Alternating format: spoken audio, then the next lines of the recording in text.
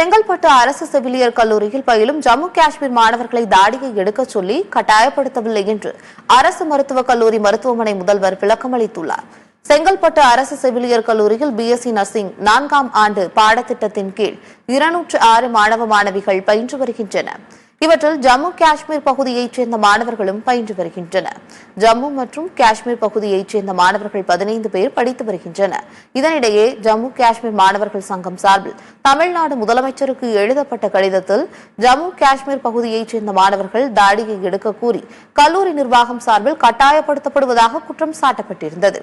ஆனால் இந்த குற்றச்சாட்டிற்கு மறுப்பு தெரிவித்துள்ள கல்லூரி நிர்வாகம் அப்படி ஒரு சம்பவமே நடைபெறவில்லை என்று விளக்கமளித்துள்ளது.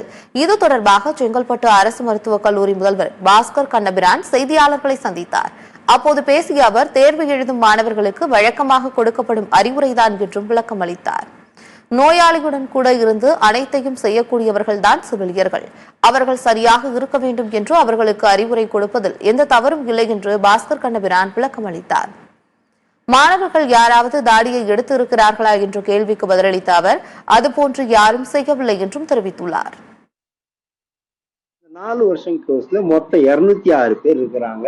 4 வருஷத்துக்கு இது மாதிரி இருக்காங்க. இந்த ஜென்ரலான இன்ஸ்ட்ரக்ஷன்ஸ் கூட கையில இருக்கு. ஸ்டூடெண்ட்ஸ் யூஸ்வலா எக்ஸாமுக்கு போகும்போது ருட்டீனா, ஏன்னா இவங்க வந்துட்டு பேஷண்ட்ஸை பார்க்குறாங்க, பொதுமக்களை பார்க்குறாங்க, சுத்தமாக இருக்க வேண்டும் அப்படின்றது நர்ஸுங்களுக்கு குறிக்க வேண்டிய கேரக்டர்.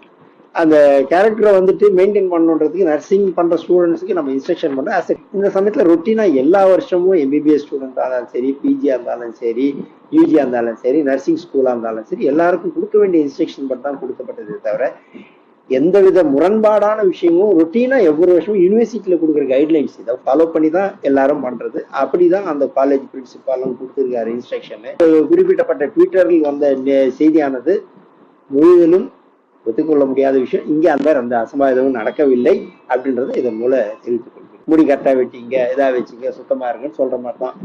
அதுவும் மருத்துவ தொழில் செய்யற இடத்துல வந்துட்டு கண்டிப்பா, அதுவும் நர்ஸுன்றவங்க கண்டிப்பா அவங்க தான் கூட பேஷண்டோட கூட இருந்து எல்லா உதவியும் செய்ய போறாங்க. மருத்துவ உதவி டாக்டர் சொன்னாலும் கூட அவங்க தான் கூட இருந்து பண்ண போறாங்க. ஸோ அப்படி பண்ணும்போது அவங்க சுத்தமா இருக்கணும்னு சொல்றதுல எனக்கு பொறுத்தவரையிலும் as a doctor, as a medical professional, நான் இந்த இன்ஸ்ட்ரக்ஷன் சொன்னது ஆஸ் அ பிரின்சிபால் டீச்சர் சொல்றதை ஏத்துக்குதான் அவனும் பேஷண்ட்ஸ் அவனோட நன்மைக்கு தான் சொல்றோம்.